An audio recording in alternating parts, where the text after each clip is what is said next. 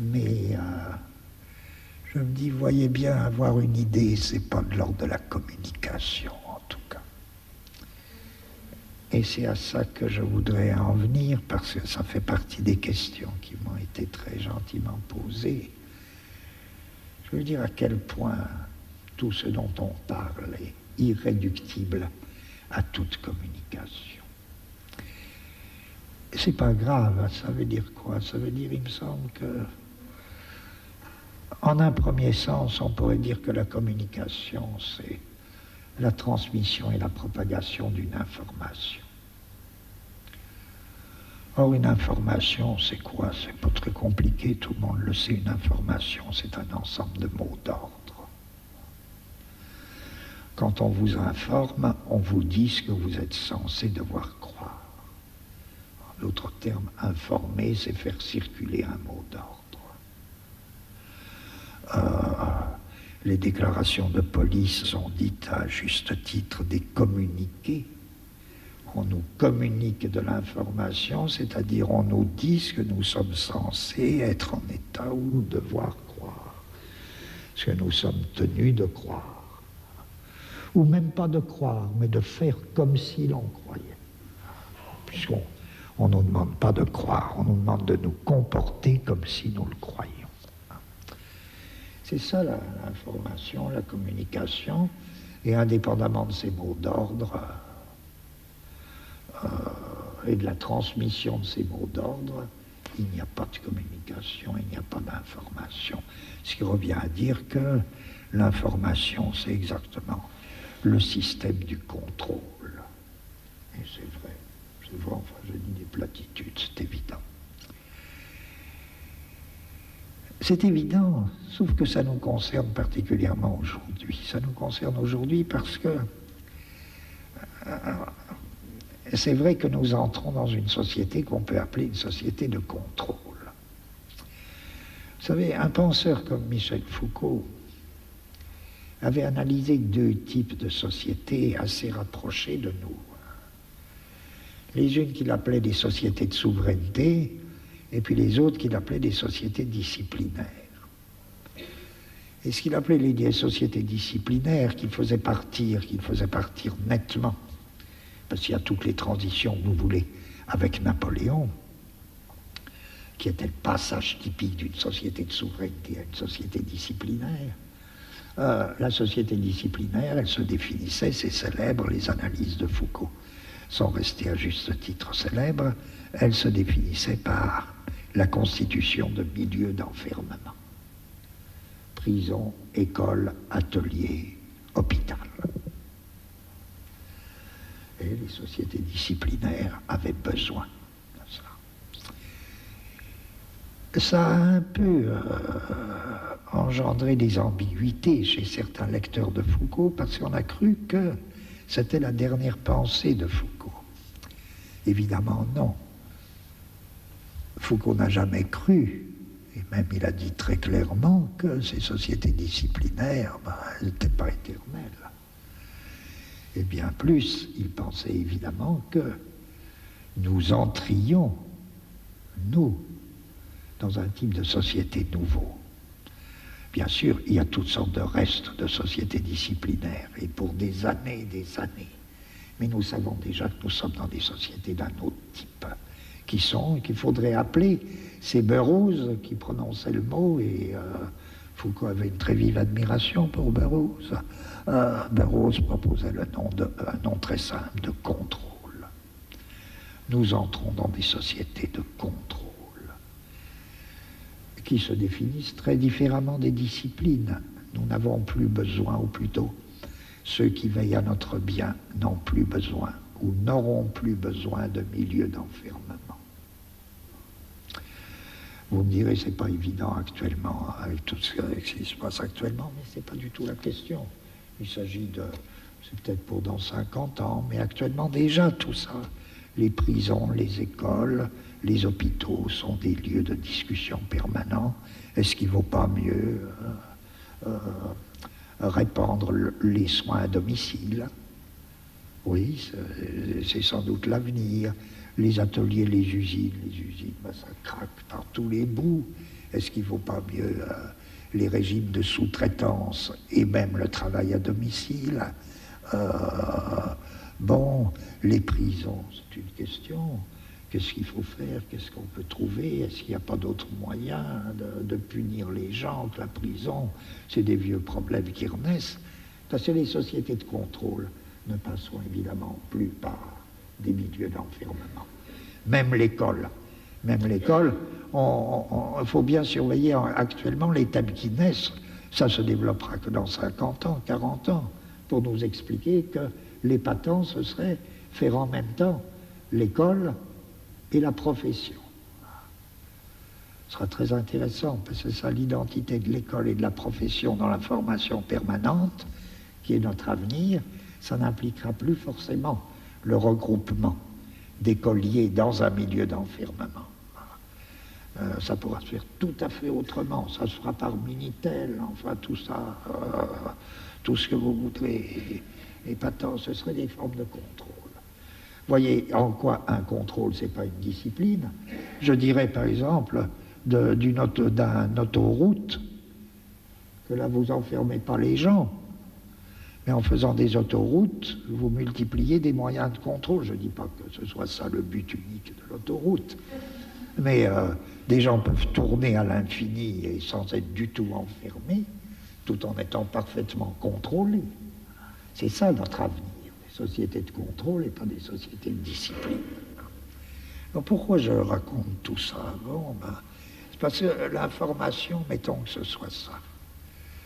L'information, bon, c'est le système contrôlé des mots d'ordre.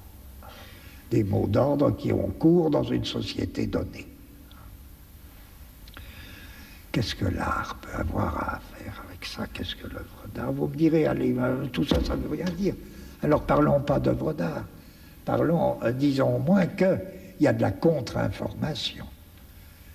Par exemple, il y a des pays où, dans des conditions particulièrement dures et cruelles, des pays de très dure dictature, où il y a de la contre-information. Bon. Du temps d'Hitler, les Juifs qui arrivaient d'Allemagne et qui étaient les premiers à nous apprendre qu'il y avait des camps d'extermination en Allemagne, ils faisaient de la contre-information. Ce qu'il faut constater, c'est que, il me semble, jamais la contre-information n'a suffi à faire quoi que ce soit. Aucune contre-information n'a jamais gêné Hitler. Non. Sauf dans un cas. Et quel est le cas? C'est là que c'est important. Ma seule réponse, ce serait la contre-information ne devient effectivement efficace que quand elle est. Et elle l'est par nature, donc c'est pas grave, que quand elle est ou devient acte de résistance. Et l'acte de résistance, lui, n'est ni information, ni contre-information. La contre-information n'est effective que quand elle devient un acte de résistance.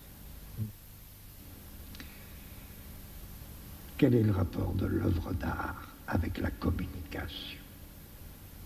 Aucun. Aucun. L'œuvre d'art n'est pas un instrument de communication. L'œuvre d'art n'a rien à faire avec la communication. L'œuvre d'art ne contient strictement pas la moindre information. En revanche, il y a une affinité fondamentale entre l'œuvre d'art et l'acte de résistance. Alors là, oui, il y a quelque chose à faire avec l'information et la communication, oui, à titre d'acte de résistance. Quel est ce rapport mystérieux entre une œuvre d'art et un acte de résistance, alors que les hommes qui résistent n'ont ni le temps, ni parfois la culture nécessaire pour avoir le moindre rapport avec l'art? Je ne sais pas. Malraux développe un beau concept philosophique. Malraux dit une chose très simple sur l'art, il dit c'est la seule chose qui résiste à la mort. Je Je dis, revenons à mon truc tout à l'heure, au début, sur qu'est-ce que c'est, qu'est-ce qu'on fait. Quand on fait de la philosophie, on invente des concepts. Ben, je trouve que là, c'est la base d'un assez beau concept philosophique. Réfléchissez, oui, qu'est-ce qui résiste à la mort? Ben oui, sans doute. Il suffit de voir une statuette de 3000 ans avant notre ère pour trouver que la réponse de Malraux est plutôt une bonne réponse. Mais on pourrait dire, alors, moins bien, mais du point de vue qui nous occupe, ben oui, l'art, c'est ce qui résiste. C'est ce qui résiste. Et c'est peut-être, non pas la seule chose qui résiste, mais c'est ce qui résiste. D'où le rapport si étroit entre l'acte de résistance et l'art, et l'œuvre d'art. Tout acte de résistance n'est pas une œuvre d'art, bien que d'une certaine manière elle en soit. Toute œuvre d'art n'est pas un acte de résistance, et pourtant, d'une certaine manière, elle l'est. Quelle manière mystérieuse, là, il nous faudrait peut-être, je ne sais pas, il nous faudrait une autre réflexion, une longue réflexion pour... Ce que je veux dire, c'est, si vous me permettez de revenir à qu'est-ce qu'avoir une idée en cinéma ou qu'est-ce qu'avoir une idée cinématographique. Lorsque je vous disais, prenez le cas, par exemple, entre autres, des strobes, lorsqu'ils opèrent cette disjonction voix-sonore, dans des conditions telles que, marquez l'idée, d'autres grands auteurs l'ont prise d'une autre manière. Je crois que chez les strobes, ils la prennent de la manière suivante. Cette disjonction, encore une fois, la voix s'élève, elle s'élève, elle s'élève. Elle s'élève et encore une fois, ce dont elle nous parle passe sous la terre nue, sous la terre déserte que l'image visuelle était en train de nous montrer, image visuelle qui n'avait aucun rapport avec l'image sonore, ou qui n'avait aucun rapport direct avec l'image sonore. Or, quel est cet acte de parole qui s'élève dans l'air pendant que son objet passe sous la terre? Résistance. Acte de résistance.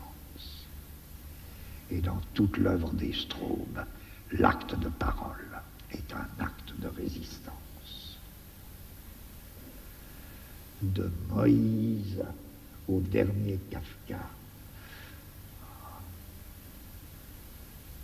en passant par, je ne cite pas dans l'ordre, je ne sais pas l'ordre, un non réconcilié jusqu'à Bach. Rappelez-vous, l'acte de parole de Bach, c'est quoi? C'est sa musique. C'est sa musique qui est acte de résistance. Acte de résistance contre quoi? C'est pas acte de résistance abstrait. C'est acte de résistance contre et de lutte active contre la répartition du profane et du sacré. Et cet acte de résistance dans la musique culmine dans un cri, tout comme il y a un cri dans Wojciech. Il y a un cri de Bach. Dehors, dehors. Allez-vous-en, je ne veux pas vous voir. Ça, c'est l'acte de résistance. Or, quand les strobes le mettent en valeur, ce cri, là, le cri de Bach, ou quand ils mettent en valeur le cri de la vieille schizophrénique, la vieille schizophrène, je crois, dans Non réconcilié, etc. Tout ça, doit rendre compte de... Bon. En sens, l'acte de résistance, il me semble, a deux faces. Il est humain et c'est aussi l'acte de l'art.